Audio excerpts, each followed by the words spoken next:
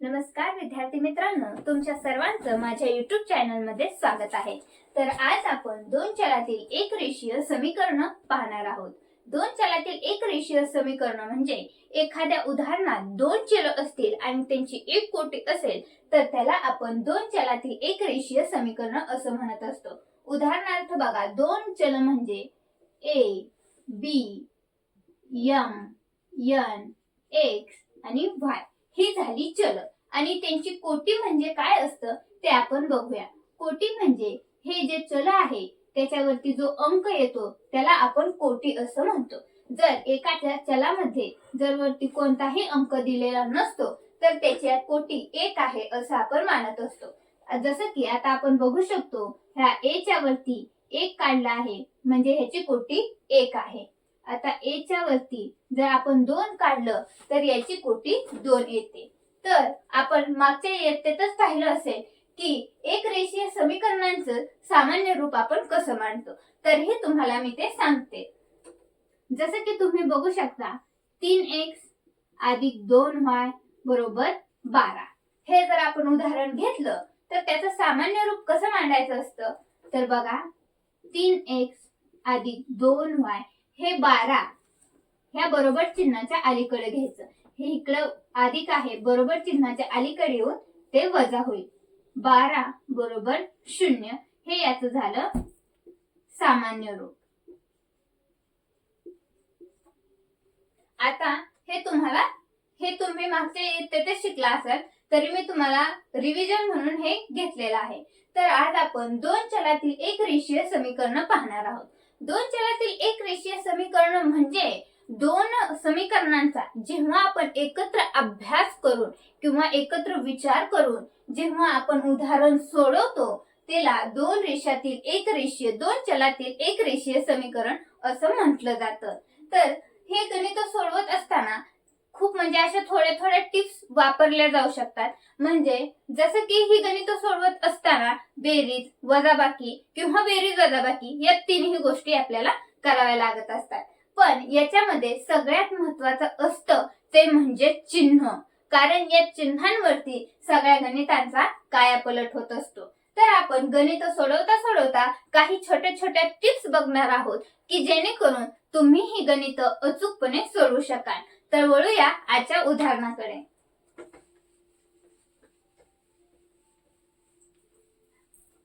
तर चला आपलं आजचं समीकरण मांडून घेऊया। आपलं समीकरण आहे 5x अधिक 3y बरोबर 9, 2x वजा 3y बरोबर 12। तर हे आपलं समीकरण आहे। तर ही समीकरण सर्वप्रथम एकाखाली एक मांडून घ्यायचं।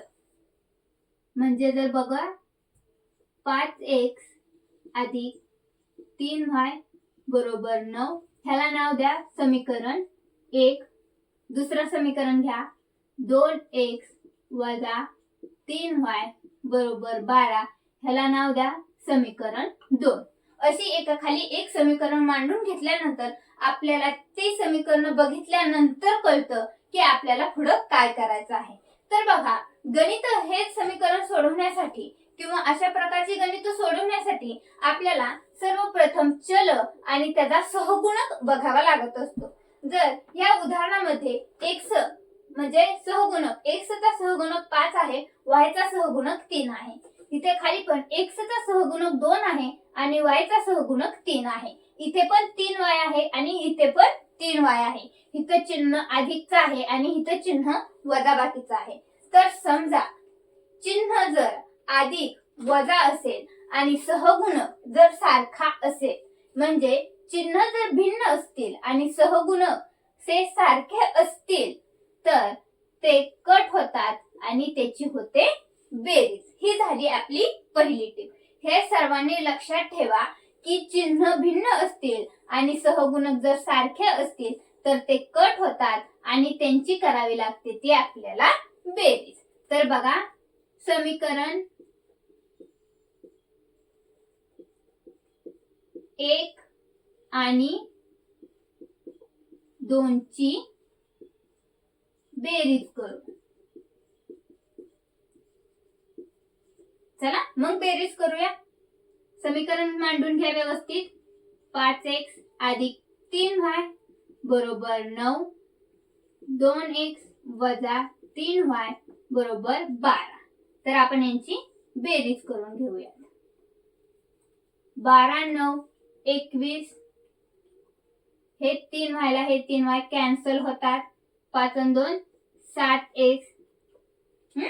तर आता बघा हे झालं 7x बरोबर 21. तर आपल्याला x ची किंमत इथे निघते. ते म्हणजे कसं बघा, हे x बरोबरच्या चिन्हाच्या म्हणजे ह्या दोन्हीमध्ये कोणतं जर चिन्ह नसेल तर ते भागाकाराचं चिन्ह असतं. हे आपण खूप आधीपासून शिकलो. तर बघा मग हे 7 पलीकडे जाऊन भागाकार झालं तर अलीकडे राहतं ते फक्त x. x बरोबर 21 भागिले 7. 7 एके 7, 7 त्रिक 21. x ची किंमत निघली 3.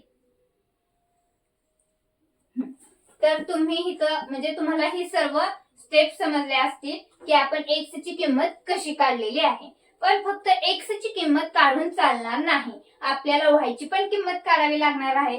y ची किंमत काढण्यासाठी तुम्ही हे दोन समीकरण जे आलेली आहेत आपलं पहिलं आणि दुसरं, ह्यामध्ये ही किंमत तुम्ही पुट करू शकता. म्हणजे तुम्ही त्या समीकरणामध्ये ही किंमत घालून तुम्ही y ची किंमत काढू शकता. तर जसं की बघा आपल्याला y ची किंमत काढायची, तर आपण समीकरण 1 मध्ये ह्याची किंमत घालू. समीकरण 1 मध्ये किंमत टाकू.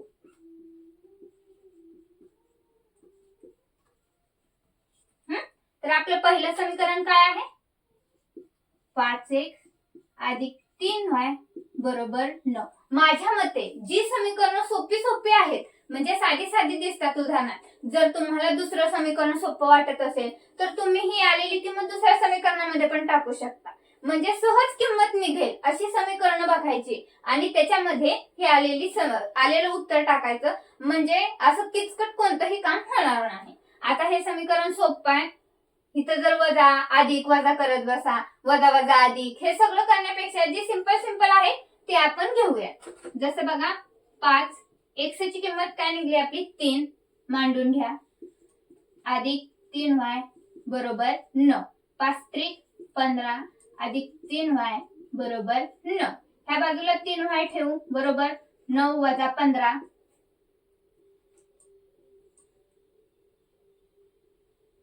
6 येते. हे 3y, y या बाजूला 3 ह्या बाजूला गुणाकार आहे, पलीकडे जाऊन भागाकार होईल. 6 भागिले 3, 3 एके 3, हे वजा 6 येते. सॉरी, हे चिन्ह वजा. वजा कसं 9 मधून 15 जात नाहीत, 15 मधून 9 जातं. जर 15 मधून 9 घातलं तर 6 आणि मोठ्या संख्येचं चिन्ह 9 म्हणजे मोठ्या संख्येचं चिन्ह मायनस. 3 दुनी 6, y ची किंमत आली वजा 2. तुम्हाला समजलंच असेल आपण x ची किंमत कशी काढली आणि y ची किंमत कशी काढली. जर आपल्याला एका चलाची किंमत निघाली तर आपल्याला दुसऱ्या चलाची किंमत काढायला कोणतीही अडचण येणार नाही. पण अडचण येऊ शकते ती म्हणजे पहिल्या चलाची आपल्याला किंमत काढायला. ती पण अशी काही अवघड नाही, पण फक्त चिन्हांमध्ये घोळ होतो.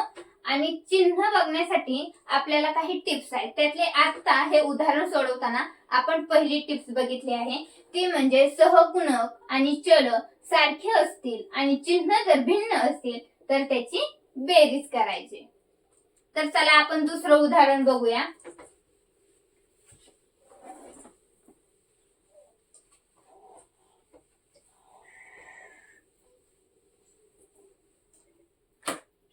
आपलं दुसरं उदाहरण आहे 3a अधिक 5b बरोबर 26. a अधिक 5b. तर आपण समीकरण एकाखाली एक मांडून घेऊयात. 3a अधिक 5b बरोबर 26 हे आपलं समीकरण आहे 1. a अधिक 5b बरोबर 22 हे आपलं समीकरण आहे 2. आता ही समीकरण एकाखाली एक मांडल्यानंतर तुम्हाला दिसत असेल की ह्याचा सहगुणक आहे 3, पण ह्या ए ला सहगुणक दिलेला नाही, परंतु हे 5b इथं पण आहे आणि 5b इथं पण आहे. हे आपल्याला उदाहरण सोडवताना आपल्याला ए च्या ठिकाणी असो किंवा बी च्या ठिकाणी असो ही समान, हे जे समान असतात की नाही सहगुणक, ते आपल्याला सहगुणक समान पाहिजे असते. म्हणजे इथं कोणत्याही प्रकारचा गुणाकार करावा लागणार नाही, कारण इथे सहगुणक सारखे आहेत आणि चिन्हही सारखे आहेत. जर सहगुणक पण सारखे असतील आणि चिन्हही सारखे असतील तर आपल्याला वजाबाकी करावी लागते. ही आपली झाली 2 नंबरची टिप. तर बघा वजाबाकी करून, जर वजाबाकी करत असू आपण तेव्हा 2 नंबरचं जे समीकरण असतात तिथे सर्व चिन्ह बदलतात. जसं ए इथं प्लस होतं, इथं वजा होईल. हे 5b इथं प्लस आहे, इथं वजा होईल. हे पण वजा होईल. आता करून बघा. 26 मधून 22 गेले 4. आता हे 3a आहे आणि इथं फक्त a आहे. इथं काहीही नाही म्हणजे 1 आहे. 3a मधनं 1a गेलं बरोबर 2a आणि हे 5b ला हे 5b कॅन्सल. बरोबर. तर बघा 2a बरोबर 4. a ची किंमत निघाली. हे 2 या बाजूला गुणाकार असेल, पलीकडच्या म्हणजे बरोबर चिन्हाच्या पलीकडे जाऊन ते भागाकार होईल. 4 भागिले 2 बेक बे बेदुनी 4. a ची किंमत निघाली 2. आता a ची तर किंमत निघाली, तर आता आपल्याला b ची किंमत काढावी लागेल. आता b ची किंमत काढायची असताना, जर b ची किंमत आपल्याला काढायची, b ची किंमत काढत असताना आपल्याला हे आलेलं उत्तर हे समीकरण 1 किंवा समीकरण 2 याच्यामध्ये टाकावं लागत असते ही आलेली किंमत. तर आपण समीकरण 1 मध्येच ह्याची किंमत टाकू. बघा समीकरण 1 मध्ये किंमत टाकू.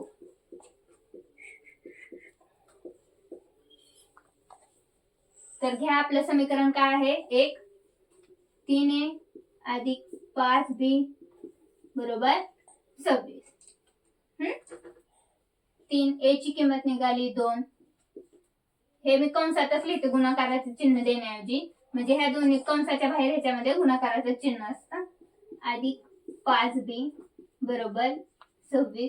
3 दुनी 6 अधिक 5b बरोबर 26. हे 6 या बरोबर चिन्हाच्या अलीकडे बेरीज आहे, अधिकचं चिन्ह आहे, पलीकडे जाऊन मायनस होईल. 5b बरोबर 26 मायनस 6. 5b बरोबर 26 मधनं 6 गेले 20 राहिले. b बरोबर 5 ह्या बरोबर चिन्हाच्या अलीकडे गुणाकार आहे, पलीकडे जाऊन भागाकार होईल. 20 भागिले 5.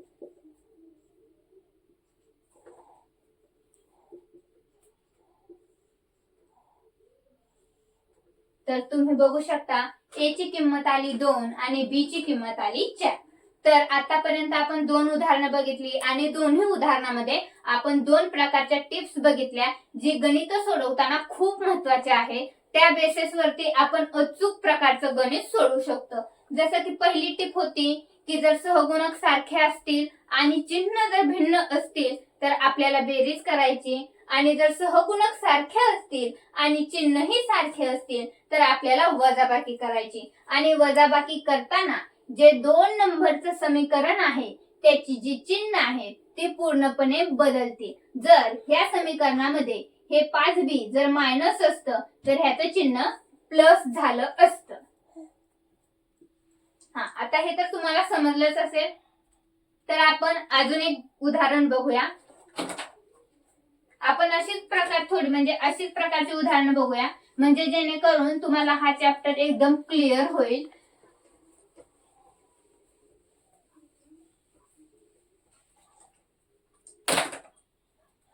आपलं उदाहरण आहे x अधिक 7y बरोबर 10. 3x वजा 2y बरोबर 7. तर चला हे समीकरण एकाखाली एक मांडून घेऊयात. x अधिक 7y बरोबर 10. समीकरण 1. 3x वजा 2y बरोबर 7. हे आपलं झालं समीकरण 2. आता इथं तुम्ही बघू शकता ह्या x हे जे चल आहे x हे चल आहे त्याला सहगुणक नाहीये, इथं सहगुणक आहे. हे जे y आहे इथं ह्याला पण सहगुणक आहे, ह्याला पण सहगुणक आहे. हे सहगुणक वेगळे वेगळे आहेत. आता हे सहगुणक वेगळे वेगळे आहेत त्याच्यामुळे आपल्याला सहगुणक तर सारखे लागणार आहेत. त्याच्यामुळे आपण हा सहगुणक इथं येण्यासाठी ह्या पूर्ण इक्वेशनला आपल्याला 3 ने मल्टिप्लाय करावं लागणार आहे. म्हणजे समीकरण 1 ला 3 ने गुणू. चला आता आपण ह्या इक्वेशनला 3 ने गुणूया. आपल्याला हे उदाहरण सोडवण्यासाठी सहगुणक सारखेच लागतात. एकाच चलाचे सहगुणक सारखे लागतात. त्याच्यामुळे आपण या उदाहरणामध्ये ह्या x ला म्हणजे ह्या पूर्ण समीकरणाला 3 ने गुणणार आहोत. जसं की x ला 3 ने गुणा 3x अधिक 7 21y बरोबर 10 गुणिले 3 बरोबर 30. हे झालं आपलं समीकरण 3. आता आपल्याला हे समीकरण मिळालं, हे पण समीकरण मिळालं. हे आपलं समीकरण 2, हे आपलं समीकरण 3 म्हणजे आपलं हे थोडक्यात समीकरण 1 आहे. तर बघा आता इथं पण कोएफिशियंट म्हणजे सहगुणक सारखा झाला, इथं पण सहगुणक सारखा झाला. तर आपण पुढची स्टेज करूया. तर हे समीकरण इथं मांडून घेऊया. तर मांडा समीकरण 3x वजा 2y बरोबर 7. आता हे मांडून घेतल्यानंतर तुम्हाला प्रश्न पडेल की इथं बेरीज करायची का वजाबाकी करायची. तर आपण म्हणजे आपण मागच्याच गणितामध्ये पाहिलं आहे की सहगुणक पण सारखे असतील आणि त्यांची चिन्हही सारखे असतील तर आपल्याला वजाबाकी करायची आहे.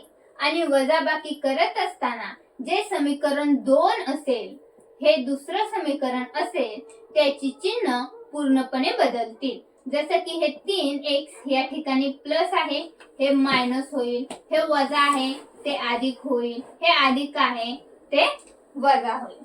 तर आपण ह्याची वजाबाकी करून घेऊया. ह्या 3x ला हे 3x कॅन्सल होणार आहे. आता बघा हे चिन्ह कोणतं आहे अधिक, कारण हे दुसरं समीकरण वजा होतं, हे त्याचं चिन्ह बदललं कारण आपण वजाबाकी करतोय त्याच्यामुळे ह्याचं अधिक झालं. 21 आणि 2 बरोबर 23y बरोबर 30 मधून 7 गेले 23. तर बघा 23y बरोबर 23, हे 23 या बाजूला गुणाकार होतं पलीकडे जाऊन भागिले होईल. 23 एके 23, y ची किंमत निघाली 1. समजलं आपण ही y ची किंमत कशी काढलेली आहे. पण फक्त y चीच किंमत काढून उपयोग नाही तर आपल्याला x ची पण किंमत काढावी लागणार आहे. तर x ची किंमत काढण्यासाठी आपण हे उदाहरण तुम्हाला कोणत्या ह्याच्यात पुट करावं असं वाटतंय. समीकरण दुसऱ्यामध्ये तर चला आपण ही किंमत समीकरण 2 मध्ये घालून पाहूया किंवा समीकरण 1 मध्ये घातली तरी पण चालेल. हे समीकरण सोपं आहे. इथं वजाबाकीचं चिन्ह आहे म्हणजे वजा वजा अधिक होणार. हे सगळं करण्यापेक्षा इथं अधिकचं चिन्ह आहे, अधिक अधिक अधिकच राहतं. त्यामुळे आपण हे करून पाहूया. तर समीकरण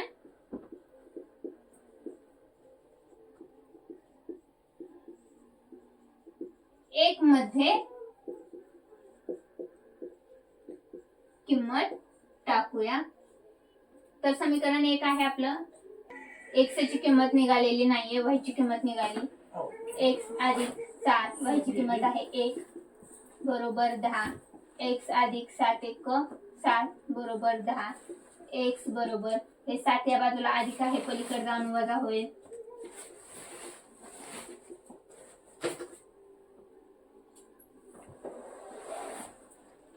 तर तुम्ही बघू शकता x ची किंमत निघालेली आहे 3.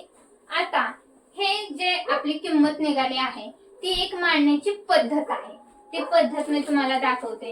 हे उत्तर नुसतं आली आणि चौकोन केला म्हणजे हे उत्तर झालं असं नाही. हे तुमचं उत्तर जरी बरोबर असेल तर तुमचा शेवटचा 1 मार्क जाऊ शकतो, कारण हे उत्तर तुम्ही पद्धतशीर मांडलेलं नाही म्हणून. तर आपण ते कसं मांडायचं ते बघा. एक्स वाय ह्या त्याचे सहगुणक काय आले ते एक्स ची किंमत आली ती 3, वाय ची किंमत आली 1. जर तुमचं उत्तर अचूक जरी असेल आणि तुम्ही ही पायरी जर मांडली नाही तर तुमचा 1 किंवा अर्धा मार्क जाऊ शकतो. तर तुम्ही शेवटी हे असं अचूकपणे लिहा जे तुमचं उत्तर आलेले आहे ते, आणि उत्तराला चौकोन करत जावा. म्हणजे जो पेपर चेक करणारा असतो सुपरवायझर त्याचं असं पटकन लक्ष जातं या चौकोनांकडे, म्हणजे तुमचं उत्तर बरोबर आहे की चुकीचं हे त्याला पटकन कळत असतं. तर आपण अजून एक उदाहरण बघूया. आता कसं असतंय, पुस्तकात सर्वप्रथम सोपी सोपी उदाहरणं दिली जातात, नंतर अशी अवघड अवघड अवघड अवघड अशी अवघडात अवघड गणित दिलेले असतात. ती समीकरणं फक्त दिसायला अवघड असतात पण सोडवताना खरंच ती खूप सोपे असतात. आता प्रत्येक समीकरण सोपं असावं असं नाही, थोडंफार स्ट्रगल आपण पण केला पाहिजे, थोडा डोक्याला ताण आपण पण दिला पाहिजे. त्याच्यामुळे पुस्तक जो काढतो तो थोडीशी अवघड गणित देतोच. तर बघा आपलं पुढचं गणित आहे 1/3x अधिक y बरोबर 10/3, 2x अधिक बरोबर 11/4. तर आपलं समीकरण मांडून झालेलं आहे. तर आता आपण आतापर्यंत गणित बघितलं होते ती सरळ एका रेषेतली होती, तिथं खाली छेदाला काहीच नव्हतं. मग हे गणित सोडवायचं तरी कसं? हे गणित जरी दिसायला अवघड असेल तर ते सोडवायला खरंच खूप सोपं आहे.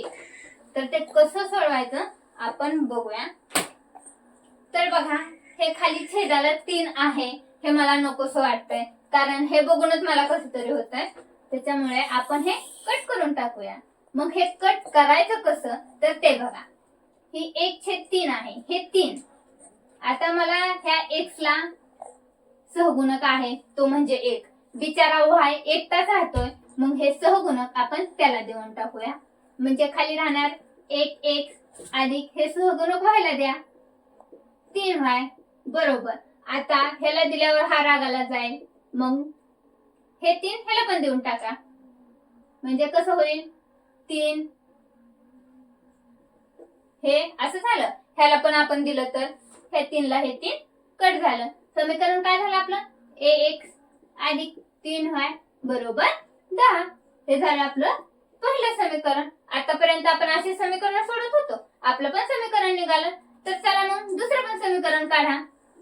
दुसरं समीकरण काय आहे 2x अधिक 1/4y बरोबर 11/4. आता 4 हे मला नकोय, मग कोणाला देता x ला देऊन टाका. ह्याला जरी चल असेल म्हणजे सहगुणक जरी असला तरी देऊन टाका कारण आपल्याला नको. मग द्या ह्याला, हे 4 ह्याला दिल्यानंतर किती होईल, इथं ऑलरेडी 2 आहे, 4 दुनी 8, 8x अधिक आपला 1y घ्या. आता हे मला पण नकोय, मग ह्या 11 ला 8 ला ह्या x ला दिलं म्हटल्यावर हा रागाला जाईल ना, त्याच्यामुळे ह्याला पण हे देऊन टाका. हे 4 ला 4 गेलं, राहिलं खाली किती 11. तर आपलं समीकरण काय झालं 8x अधिक 1y बरोबर 11. हे समीकरण झालं आपलं दुसरं. किती सोपं आहे बघा बर. घ्या हे समीकरण एका खाली एक मांडून घ्या. 8x अधिक 1y बरोबर 11. हा आता बघा ह्या x ला पण चल आहे, y ला पण चल आहे, चिन्ह पण त्यांची बघा सेम सेम आहेत, पण इथं म्हणजे हे जे सहगुणक आहेत हे सारखे कुठेच नाही. पण आपल्याला सहगुणक तर सारखे लागतात, कारण सहगुणक शिवाय सारखं जर सहगुणक नसेल तर आपण गणित कसं सोडवणार आहे.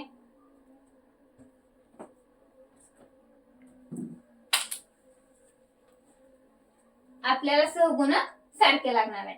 मग आपण विचार करा सहगुणक सारखं येण्यासाठी आपण ह्याला कितीने गुणू शकतो.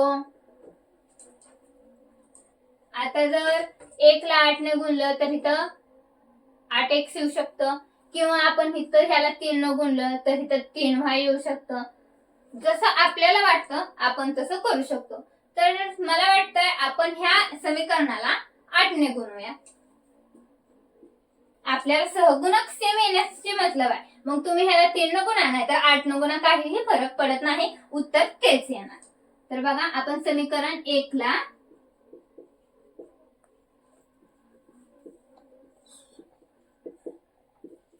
8 ने गुणू.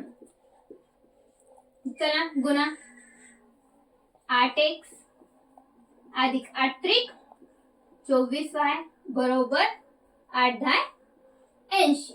आलं समीकरण? हे आपलं समीकरण झालं तिसरं. चला समीकरण एकाखाली एक मांडून घ्या. हे दुसरं समीकरण मांडलेलं नाहीये आपण, हे समीकरण मांडून घ्या. 8x अधिक 1y बरोबर 11. तर बघा आपण आधीच्याच गणितामध्ये शिकलोय की सहगुणक सारखे असतील, चिन्ह सारखे असतील तर वजाबाकी करायची आहे. आणि दुसऱ्या जर आपण वजाबाकी करणार असेल तर जे दुसरं समीकरण आहे त्याची चिन्ह बदलतात. जसं की हे 8 इथं प्लस होतं, मायनस होणार, हे प्लस प्लस हे मायनस होणार, हे प्लस प्लस हे मायनस होणार. तर बघा हे 8 ला हे 8 कॅन्सल झालं. 24 मधनं 1 गेलं, 23y बरोबर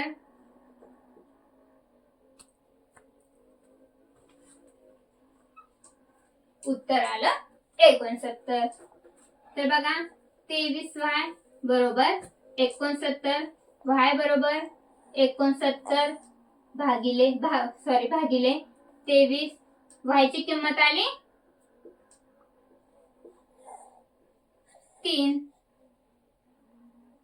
तर तुम्ही बघू शकता आपली y ची किंमत आलेली आहे 3. फक्त y ची किंमत येऊन उपयोग नाही, आपल्याला x ची पण किंमत काढायची. x ची किंमत काढण्यासाठी हे जे आलेलं उत्तर आहे ते आपल्याला समीकरण 1 2 3 याच्या मध्ये कशातही आपण टाकू शकतो.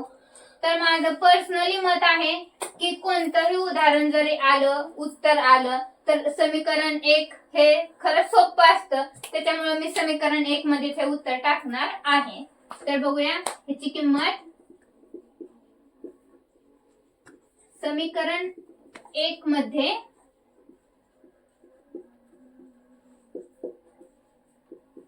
किंमत टाकू. तर बघा आपलं समीकरण 1 काय आहे?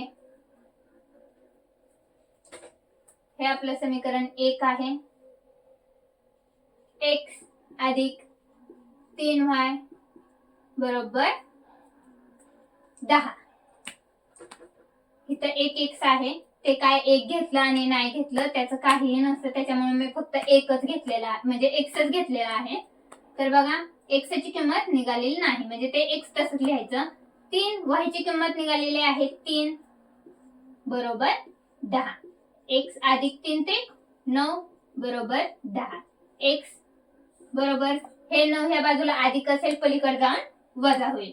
10 वजा 9 x ची किंमत निघाली 1.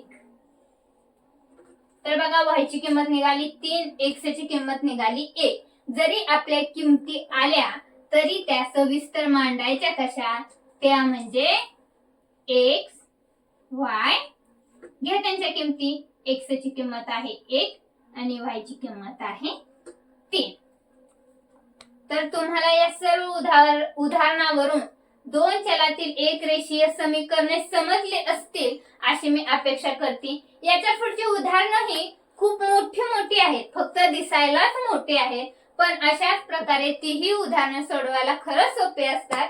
तर मी तुम्हाला तर याच्यावरून तुम्हाला समजतं की उदाहरणे दिसायलाच खूप मोठी असतात, पण सोडवताना ती खरंच खूप सोपी वाटतात आणि सोडवायला ती खरंच सोपी असतात. पुढची ही उदाहरणे दिसायला खूप मोठी आहेत, पण सोडवायला खरंच ती सोपी आहेत. ती सोडवण्यासाठी मी तुम्हाला थोडीशी हिंट देते की आतापर्यंत आपण समीकरणात एकतर बेरीज तर केली नाहीतर वजाबाकी तर केली, पण ही जी पुढची गणितं आहेत त्याच्यामध्ये आपल्याला बेरीज आणि वजाबाकी दोन्हीही करून x आणि y ची किंमत काढायची आहे. तर तुम्हाला ती उदाहरणं सोडवण्यासाठी थोडासा जरी काही डाऊट असला किंवा ती उदाहरणं सोडवण्यासाठी थोडेसे कुठेही अडचणी आल्या तर मला कमेंट बॉक्स मध्ये नक्की सांगा. आज आपण इथेच थांबू. धन्यवाद.